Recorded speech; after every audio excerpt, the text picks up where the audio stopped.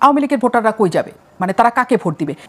Minimum 1 কোটি voter আছে, minimum 1 কোটি ভোটার আছে যারা জীবনে কোনোদিন নৌকা মার্কা ছাড়া অন্য কোনো মার্কায় ভোট দেয় নাই। এদের জন্য আপনি কি বিকল্প রাখছেন? আপনি এদের জন্য কি বিকল্প রাখলেন? একটা নির্বাচন যে আপনি করবেন, সেই নির্বাচন এর বিপুল নির্বাচনটা আপনি কার জন্য করবেন? জামাতে ইসলাম হয়তো মনে করে যে আরও দিন গেলে তারা আরও বেশি শক্ত হয়ে এখানে বসতে পারবে, আরও বেশি বিএনপি অনেক দুর্নাম কামিয়ে ফেলবে, আবার আওয়ামী লীগও মাঠে নাই, কাজে তাদের একটা অবস্থান তৈরি হওয়ার সম্ভাবনার জায়গা সামনে আছে এবং তারা কিন্তু স্পষ্ট মনে করে যে সরকার গঠনের মতো তাদের অবস্থান। আপনার কি মনে হয় আসলে সেই জায়গাটা তৈরি হবে নির্বাচনের আগে? না, তারা যেটা মনে করে এটা তারা মনে করে। আমরা ছোটোবেলায় দেখতাম, বুঝছেন, ওই পরীক্ষার আগে যখন প্রিপারেশন ঠিকঠাক মতো না হইতো তখন বলতাম যে পরীক্ষার ওই 7 দিন পিছিয়ে যেত, এরপরে আমি এমন প্রিপারেশন নিতাম যে হায়েস্ট মার্কটা আমি পাইতাম। যদি 7 দিন পিছিয়েও যেত আমি যা পাবার তাই পাইতাম। ওই 7 দিনে কিছু হয় না রে ভাই। এই ভোট 7 দিনে হয় না, 3 মাসে হয় না। 3 মাস পিছালেই ভোটের হাওয়া চেঞ্জ হয়ে যায় না। আমি অনেককে দেখেছি, আমি আমার খুব ক্লোজ লাইন বলি আপনাকে, সে তার এলাকায় বিএনপি চাঁদাবাজি করতেছে, সে বলতেছে এইবার বিএনপি ক্ষমতায় আসতে পারবে না। আমি বলছি কেন পারবে না? ওই দেখুন আমাদের এখানে বিএনপি কীরকম চাঁদাবাজি করতেছে, পোলাপান যে ছাত্র দল যুব দল করতেছে, বিএনপি এই লোককে ভোট দিবে না। আমি তুমি কী করবা? আমি বিএনপিকে ভোট দেবো না। আমি ভেরি গুড, তাহলে কাকে দিবা? আর কথা বলতে পারে না, কারণ কাকে দেবে সে আর বলতে পারে না। তখন যখন তার কাছে বিকল্প হিসেবে জামাত আসে তখন সে আর বলতে পারে না।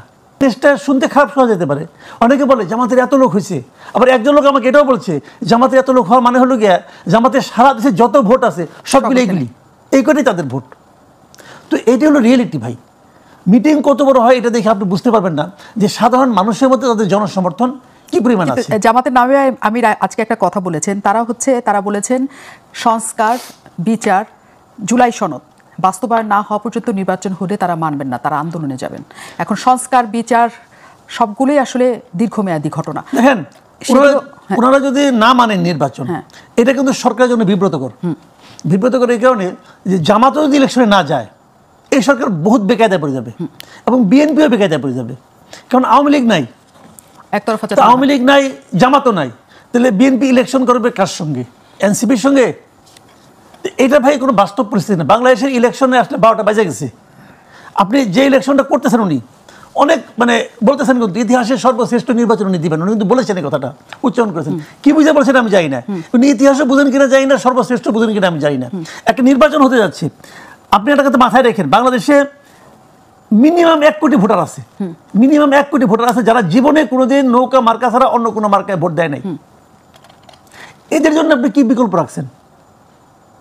আপনি এদের জন্য কি বিকল্প রাখলেন? একটা নির্বাচন যে আপনি করবেন, সেই নির্বাচন এর বিপুল নির্বাচনটা আপনি কার জন্য করবেন?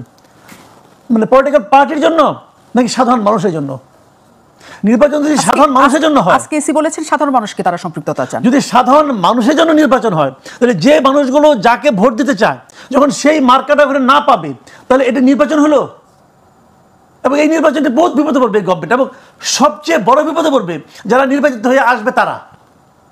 সারা দুনিয়ার কাছে এই নির্বাচন কতটুকু গ্রহণযোগ্য হবে আমি জানি না, আমি বুঝতে পারি না। কারণ 2014 নির্বাচন আওয়ামী লীগ ক্ষমতায় আসছিল, ওই নির্বাচনটা খুব গ্রহণযোগ্য হয়েছিল। ওই নির্বাচনের কথা যখন তারা নিজেরা উচ্চারণ করতো, খুব কি আনন্দের সঙ্গে উচ্চারণ করতো। তো এরকম একটা নির্বাচন আয়োজন করতে যাচ্ছেন ইউনূস সাহেব এবং ভাবতেছেন যে ইতিহাসের সর্বশ্রেষ্ঠ নির্বাচন উনি করে ফেলাবেন। কিন্তু কেন করবেন ভাই? কিন্তু এই যে প্রেক্ষিত এখন চলছে তাতে আওয়ামী লীগকে নির্বাচনের জন্য অনুমতি দেওয়াও কি আসলে অন্যরা মানবে? এটা তো আমি বলতে পারবো না। আওয়ামী লীগের নিষিদ্ধ আমি কই নাই, ওই ঝামেলা আমার ফেলান কেন? ওটা ইউনূস সাহেব বুঝবে, উনি কী কারণে করছেন, কী করছেন না করছেন উনি বুঝবে। এটা বিষয়টা কি হবে যে নির্বাচনে উনি যে কাজটা করতে যাচ্ছে, এই কাজটা করার পর সারা দুনিয়ার মানুষ কিন্তু উনি যা বলবে তা ওইটা কিন্তু হবে না, ওটা কিন্তু ওটা হবে না। কিন্তু হিউম্যান রাইটস ওয়াচ কি বলছে যে আগে যা ছিল মানবাধিকার পরিস্থিতি এখন ওরকমই আছে। এটা উনি মানবে যে ক্ষমতা থাকে সে মানে? আগে দেখতাম হাসান মাহমুদ বলতো না ওরা ভুল করছে, ওরা টাকা খাইয়া করছে, বিএনপি তাদের টাকা দিচ্ছে, জামাত তাদের টাকা দিচ্ছে বলছে। এখন কে টাকা দিচ্ছে? এখন আওয়ামী লীগ টাকা দিচ্ছে। তাহলে এই সমস্ত আন্তর্জাতিক সংগঠনগুলো কি বিরোধী দল থেকে মাল খায়? ভাই এইগুলো জানেন, শোনেন বিষয়টা হলো কি, ওই যে বলে না যে লাও সেই কদু, আসলে ওইটাই। মানে মুখে বলতেছে, কেউ কিছু বলার সাহস পাচ্ছে না, কেউ বলতে পারছে না। আপনি এমন একটা এনভায়রনমেন্ট আপনি ক্রিয়েট করছেন যে আওয়ামী লীগের লোক বলতে পারছে না যে আমি কোথায় ভোট দিব। Is it democracy? এখন জনগণের সম্পৃক্ততা চাচ্ছে সিইসি। তিনি বলছেন যে সবাইকে নিয়ে তিনি নির্বাচন করতে চান, যাতে দলগুলো আর ব্যাপারে তারা যত না আগ্রহী তার চেয়ে বেশি জনগণ যাতে 16 বছর যারা ভোট দিতে পারেন নাই তারা যাতে ভোট দিতে পারেন। আপনি বলছেন তাহলে যারা নৌকায় ভোট দিতেন তারা কাকে ভোট দিবেন, সেই প্রশ্নটা তো রয়ে যাচ্ছে। কিন্তু সেই প্রশ্নের উত্তর বা সেই পার্সেন্টেজ ভোটার কোথায় আসলে যাবে সেই উত্তর আমাদের কাছে এখনো জানা নেই।